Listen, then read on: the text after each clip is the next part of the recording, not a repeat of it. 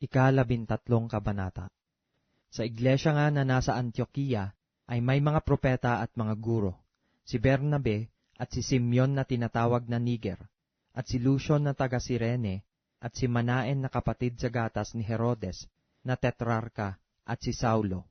At nang sila'y nagsisipaglingkod sa Panginoon at nangag-aayuno, ay sinabi ng Espiritu Santo, "Ibukod ninyo sa akin si Bernabe at si Saulo sa gawaing itinawag ko sa kanila." Nang magkagayon, nang sila'y makapag-ayuno na at makapanalangin at maipatong ang mga kamay nila sa kanila, ay kanilang pinayaon sila. Sila nga, palibhasa'y sinugo ng Espiritu Santo, ay nagsilusong sa Seleucia at buhat dooy nangaglayag hanggang sa Chipre. At nang sila'y nasa sa Salamina, ay kanilang ipinangaral ang salita ng Diyos sa mga sinagoga ng mga Hudyo, at kanila namang katulong si Juan. At nang kanilang matahak na ang buong pulo hanggang sa Paphos, ay nakasumpong sila ng isang manggagaway, bulaang propeta, Hudyo, na ang kanyang pangalan ay Bar-Jesus, nakasama ng prokonsul Sergio Paulo, lalaking matalino. Ito rin ang nagpatawag kay Bernabe at kay Saulo, at minimithing mapakinggan ang salita ng Diyos. Datapwat si Elimas na manggagaway, sapagkat ganito nga ang pakahulugan sa kanyang pangalan, ay humadlang sa kanila, na pinagsisikapang ihiwalay sa pananampalataya ang prokonsul. Datapwat si Saulo, na tinatawag ding Pablo, na puspos ng Espiritu Santo, ay itinitig sa kanya ang kanyang mga mata, at sinabi, "O puspos ng lahat ng karayaan at ng lahat ng kasamaan, ikaw na anak ng dyablo, ikaw na kaaway ng lahat ng katuwiran, hindi ka baga titigil ng pagpapasama sa mga daang matuwid ng Panginoon? At ngayon, narito, nasa iyo ang kamay ng Panginoon, at mabubulag ka, na hindi mo makikita ang araw na kaunting panahon." At pagdakay nahulog sa kanya ang isang ulap at ang isang kadiliman, at siya'y nagpalibot na humahanap ng sa kanya'y aakay sa kamay. Nang magkagayon, pagkakita ng prokonsul sa nangyari, ay nanampalataya, na nanggigilalas sa aral ng Panginoon. Nagsitulak nga sa Paphos si Pablo at ang kanyang mga kasama, at sumadsad sa Perga ng Pamphylia, at humiwalay sa kanila si Juan at nagbalik sa Jerusalem. Datapwat sila, pagkatahak sa Perga, ay nagsitating sa Antioquia ng Pisidia, at sila'y nagsipasok sa sinagoga ng araw ng Sabat, at nagsiupo. At pagkatapos ng pagbasa ng kautusan at ng mga propeta, ang mga pinuno sa sinagoga ay nagpautos sa kanila na sinasabi, "Mga kapatid, kung mayroon kayong anumang iaaral sa bayan, ay mangagsalita kayo." At nagtindig si Pablo at ang kamay ay ikinikiya na nagsabi, "Mga lalaking taga-Israel, at kayong nangatatakot sa Diyos, magsipakinig kayo. Hinirang ng Diyos nitong bayang Israel ang ating mga magulang, at pinaunlakan ang bayan nang sila'y makipamayan sa Ehipto, at sa pamamagitan ng taas at unat na kamay ay kanyang inilabas sila roon. At nang panahong halos 40 taon, ay kanyang binata ang mga kaugalian nila sa ilang. At nang maiwasak na niya ang 7 bansa sa lupaing Kanaan, ay ibinigay niya sa kanila ang kanilang lupain na pinakamana, sa loob ng halos 450 taon. At pagkatapos ng mga bagay na ito, ay binigyan niya sila ng mga hukom hanggang kay Samuel na propeta. At pagkatapos ay nagsihingi sila ng hari, at ibinigay ng Diyos sa kanila si Saul, na anak ni Kis, na isang lalaki sa angkan ni Benjamin, sa loob ng 40 taon.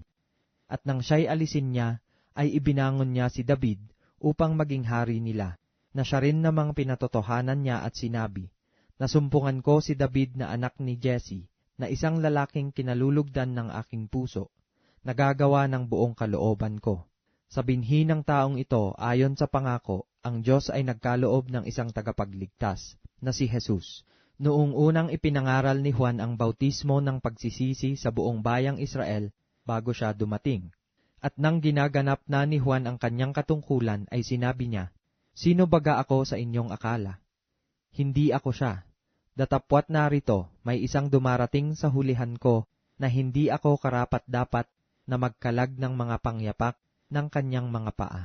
Mga kapatid, mga anak ng lahi ni Abraham, at ang mga sa inyo'y nangatatakot sa Diyos, sa atin ipinadadala ang salita ng kaligtasang ito, sapagkat silang nangananahan sa Jerusalem at ang mga pinuno nila, dahil sa hindi nila pagkakilala sa Kanya, ni sa mga tinig ng mga propeta na sa tuwing Sabat ay binabasa, ay kanilang tinupad ang hatol sa Kanya. At bagaman hindi sila nakasumpong sa Kanya ng anumang kadahilanang sukat ipatay, gayon may kanilang hiningi kay Pilato na siya'y patayin. At nang maganap na nila ang lahat ng mga bagay na nasusulat tungkol sa Kanya, ay kanilang ibinaba siya sa punong kahoy, at inilagay siya sa isang libingan. Datapwat siya'y binuhay na mag-uli ng Diyos sa mga patay. At siya'y nakitang maraming mga araw ng mga kasama niyang nagsiahon, buhat sa Galilea hanggang sa Jerusalem, na siyang mga saksi niya ngayon sa bayan. At dinadalhan namin kayo ng mabubuting balita ng pangakong ipinangako sa mga magulang. Na tinupad din ng Diyos sa ating mga anak, nang muling buhayin niya si Jesus. Gaya naman ng nasusulat sa 2 awit, Ikaw ay aking anak, sa araw na ito ay naging anak kita.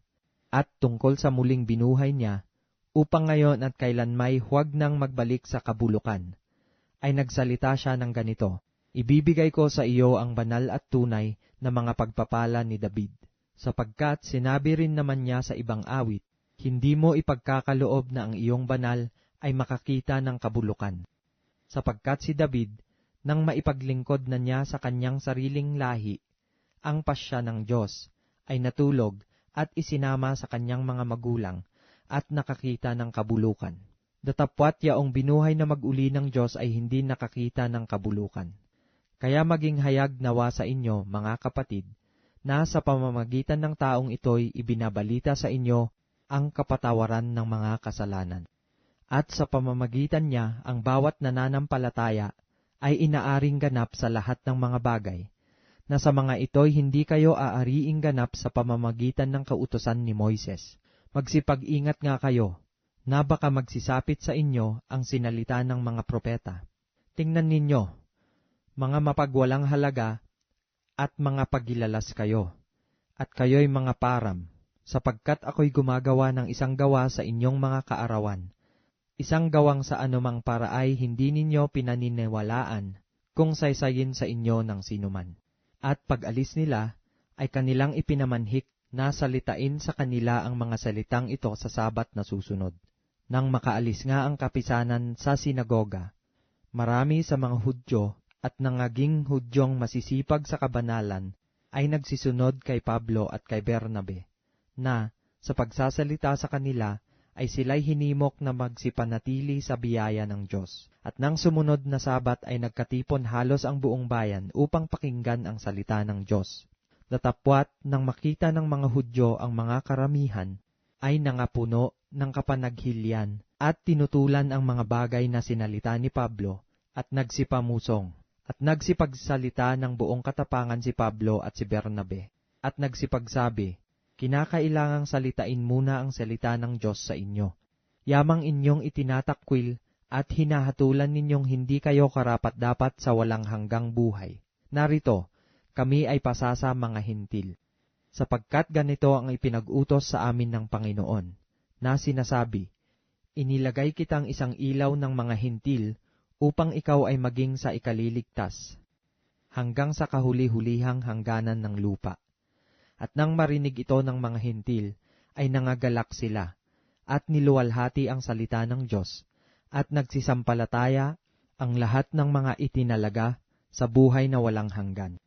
At lumaganap ang salita ng Panginoon sa buong lupain.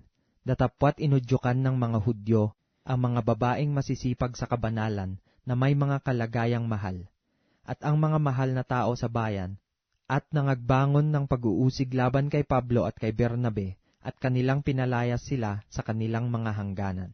Datapwat ipinagpag nila ang alabok ng kanilang mga paa laban sa kanila, at nagsiparoon sa Ikonyo. At ang mga alagad ay nangapuspos ng kagalakan at ng Espiritu Santo.